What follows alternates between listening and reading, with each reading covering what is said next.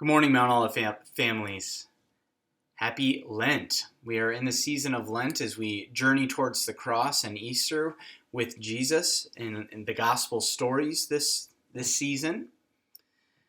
We're going to do things a little differently for Sunday school. We're going to focus on telling stories, telling biblical stories, and I'd like to do it as families. I'll give an example this week of what it might look like. I don't want it to be a hard task for anybody, so I'm inviting you to tell a biblical story using either the Bible or a Spark Bible. Maybe you have a storybook with biblical stories. Anything you have on hand, a favorite Bible story. I want you to read it, share it with us, sitting down as a family. It doesn't have to take long. I expect it will take you less than 15 minutes. We did it as a family for this Sunday, and we just shot it in one take. You'll see you get us just as we are. Some of us might even still be wearing our pajamas. But just take one video of you telling a biblical story. We'll share that for Sunday school, and that's how I envision us walking together, journeying together during this Lenten season. I think it'll be refreshing to see some of your faces. So please reach out to me if you're interested in telling a story.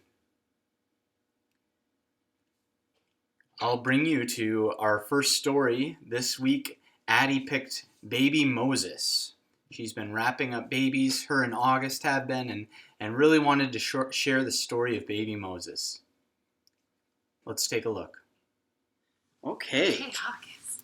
Miriam watched her mother place her baby brother into a basket floating on the river. Miriam looked around nervously for soldiers. It had been many years since Joseph and his brothers had died. Now a wicked Pharaoh ruled Egypt. He had forced Joseph's descendants, called the Hebrews, into slavery and ordered every Hebrew baby boy to be killed. Miriam's mother cried as she pushed the basket into the reeds. "Watch over him," she said. Miriam quietly followed the basket as it floated down the river. Her baby brother began to cry. Miriam gasped as she saw one of Pharaoh's daughters coming to bathe in the river. Would she turn the baby over to the soldiers?